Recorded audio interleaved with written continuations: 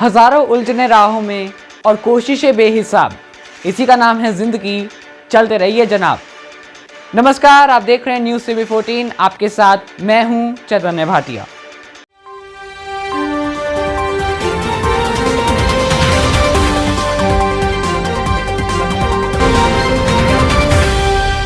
जैसा कि आप सब लोग जानते हैं कि एक पसंद हमारी जिंदगी बदल सकता है। वो कहते हैं ना, we all make choices but at the end our choices make us. जी, आज का अहम मुद्दा है 10वीं के छात्रों की उलझने। अक्सर इस उम्र में बच्चों को ऐसे फैसले करने पड़ते हैं जो उनकी ज़िंदगी का पहलू ही बदल देते हैं। तो आज which choice to make, which stream to choose, इसी मुद्दे पर बात करेंगे। हमारे साथ खास बच्चे जुड़ गए हैं जो अभी रिसेंटली 10th पास हैं। उनसे सबसे पहले आपका रूप करवा देते हैं। श्रेया अरोड़ा हमारे से जुड़ी हुई हैं, बहुत बहुत स्वागत है आपका। देवांश अरोड़ा हमारे साथ जुड़ गए हैं, 10वीं के छात्र हैं ये भी। लक्ष्य बरेजा हमारे साथ जुड़ चुके हैं। आप तीनों का बहुत बहुत स्वागत है न्यूज़ CB 14 पर। देवांश, सबसे पहला प्रश्न मेरा आप ही से है, जब आप 10th में आए थे आपकी तब फीलिंग्स क्या थी, और अब जब आपने 10th को पास कर लिया है तब आपकी फीलिंग्स क्या हैं? चैतन्य, जब मैं 10th में आया था ना, मैं बहुत ज्यादा एक्साइटेड था कि बोर्ड के एग्जाम्स हैं, मुझे अपना बेस्ट देना है। जैसे जैसे सेशन बढ़ता गया थोड़ा डिमोटिवेट हुआ, बट जैसे जैसे एग्जाम्स आते टेस्ट दिए, बट में मोटिवेशन आता गया। मैंने ना बच्चों में ये 3 चीजें ऑब्जर्व करी है। पहले तो बहुत ज्यादा एक्साइटमेंट होता है कि हमें अपना बेस्ट देना है, हमें दुनिया की कोई चीज नहीं रोक सकती। दूसरी वह जो बहुत ही डरे से हमें आते हैं कि बोर्ड का एग्जाम है, नंबर कम आए तो ये होगा, नंबर ज्यादा आए तो ये होगा। तीसरे जो अपने में मस्त होते हैं, उनको कोई चिंता नहीं होती है, वो सोचते हैं जो होगा देखा जाएगा। तो मैं यही 3 फीलिंग्स ऑब्जर्व कर रही हूं बच्चों में। जी आश्रया, एक इंट्यूशन होती है कि आप कैसे सेट कर सकते हैं कोई भी स्ट्रीम के लिए, कौन सी स्ट्रीम आपको चुननी है, एक इंट्यूशन बच्चों में होती है। आप इस चीज को कैसे देखती हैं?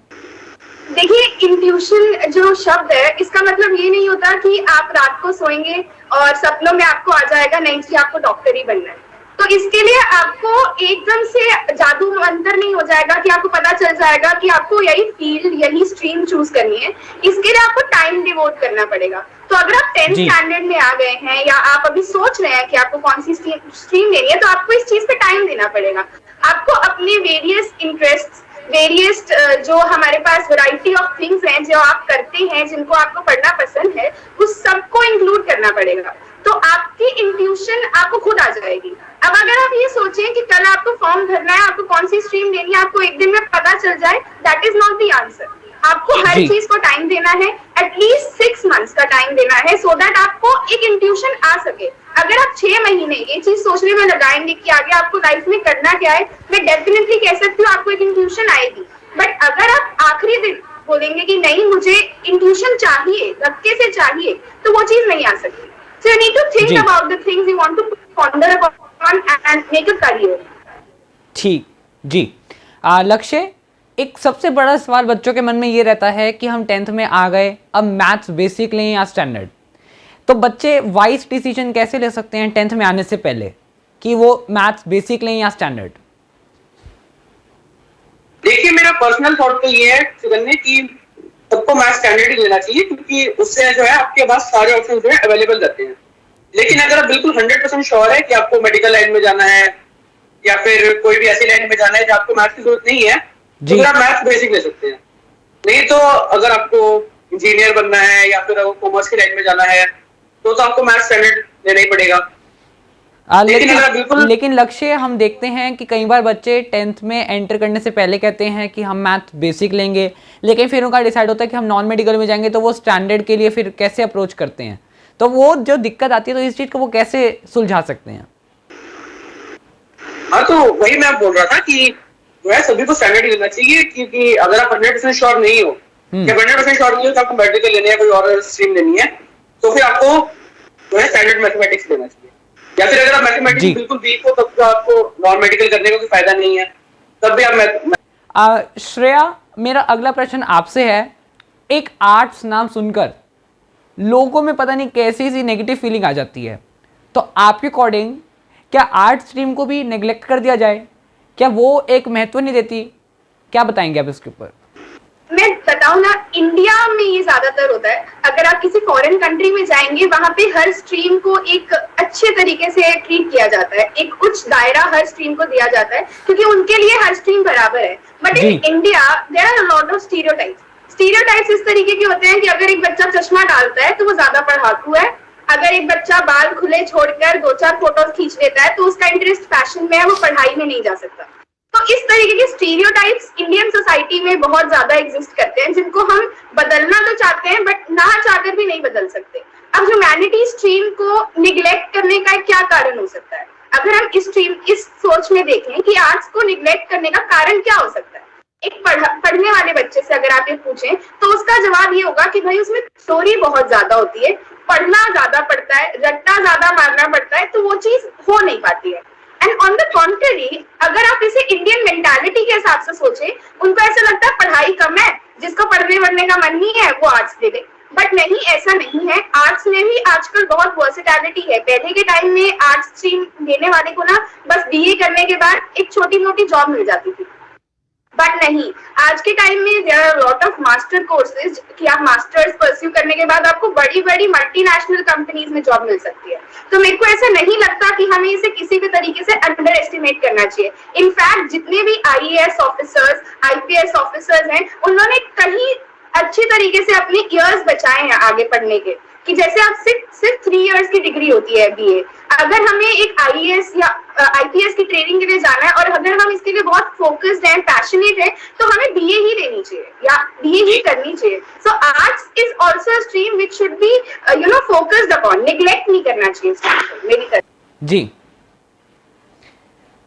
बिल्कुल सही बात कही श्रेया आपने, क्योंकि एक आर्ट स्ट्रीम से आपके लिए बहुत सारी फील्ड्स खुल जाती हैं, तो आर्ट स्ट्रीम्स को हम नेग्लेक्ट नहीं कर सकते।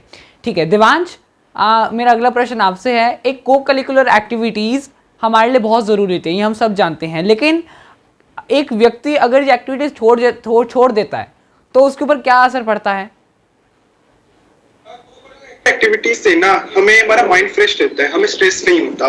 बट अगर कोई बच्चा कोई को-करिकुलर एक्टिविटीज छोड़ देता है, उसको स्ट्रेस हो जाता है, उसका पढ़ने का ही मन नहीं करता, फिर वो उतना एफिशिएंटली पढ़ नहीं पाता, बाद में फिर उसका रिजल्ट खराब होता है।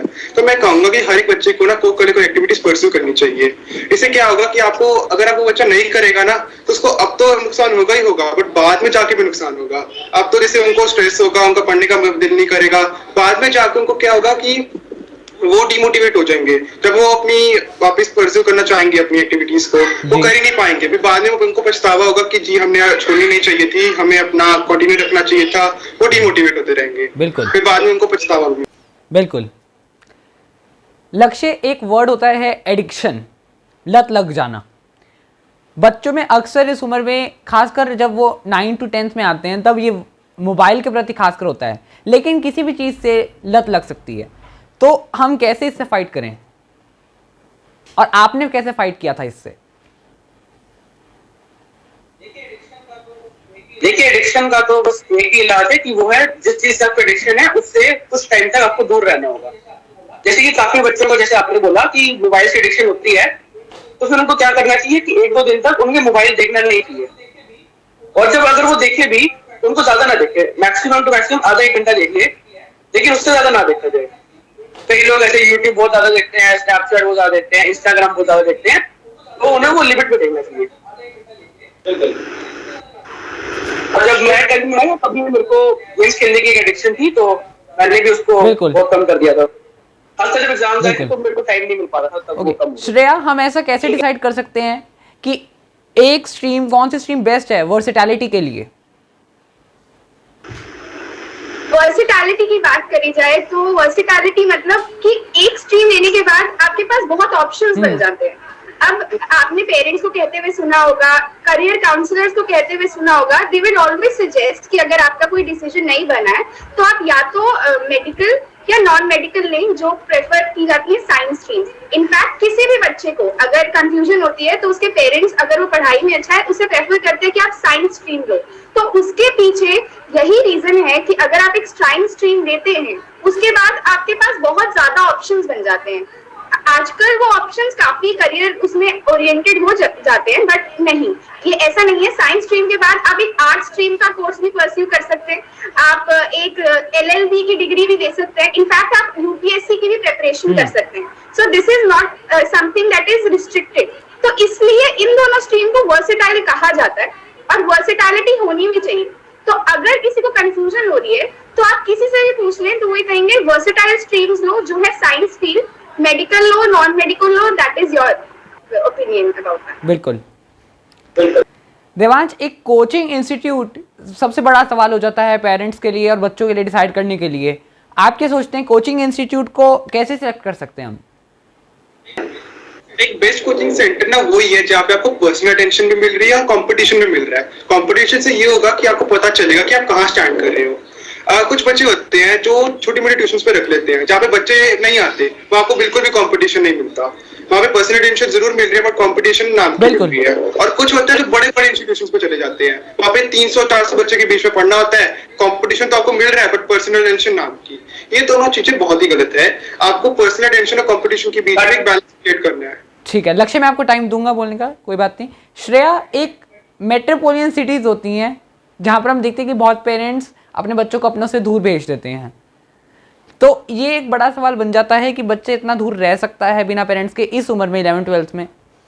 तो इसके रिलेटेड आप कैसे डिसाइड करेंगे कि कोचिंग सेंटर को कौन सा हमें कोचिंग सेंटर चूज करना चाहिए? तो अब एक कोचिंग सेंटर ना, जैसे मेट्रोपॉलिटन सिटीज की आपने बात करी, हम लोग ना कोचिंग सेंटर्स इस बिहाफ पे सिलेक्ट नहीं करते कि वहां पे हमें स्टडी मटेरियल अच्छा मिलेगा, टीचर अच्छे मिलेंगे या हमें अच्छे से पढ़ाया जाएगा। हम एक्चुअली एक कोचिंग इंस्टीट्यूट इसलिए चूज करते हैं क्योंकि उसका पास रिकॉर्ड अच्छा है।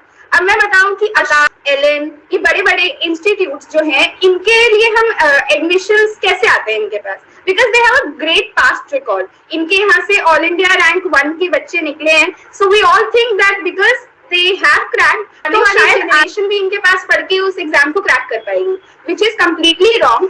ऑल्दो अगर आप एक बच्चे को, अभी एज भी नहीं है, like 16-17 is not the correct age to be somewhere apart from home, और ऑन टॉप ऑफ इट आपका सिर्फ पढ़ने वाला एरिया मैटर नहीं करता कि आपको पढ़ाई अच्छी मिल रही है या नहीं मिल रही है।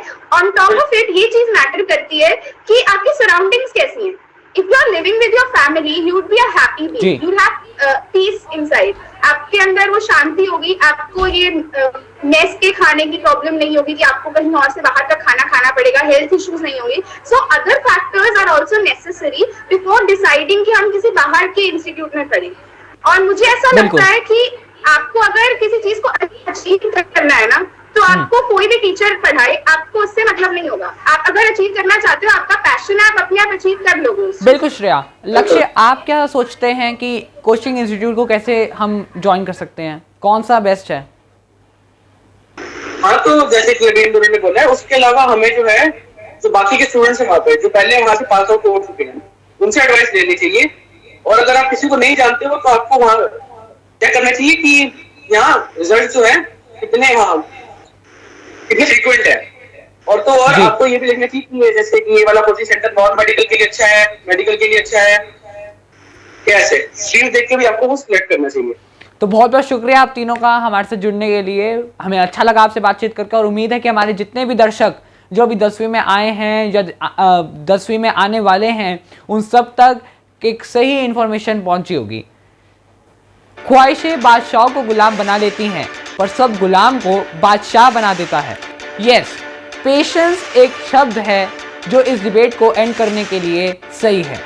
बस मैं आप सबसे यही गुजारिश करना चाहूँगा कि धैर्य बनाए रखें, क्योंकि आप में और किस्मत में बस इसी चीज़ की जंग है कि आप उसके फैसलों से तंग रहते हैं और वो आपके फैसलों से दंग रहती है।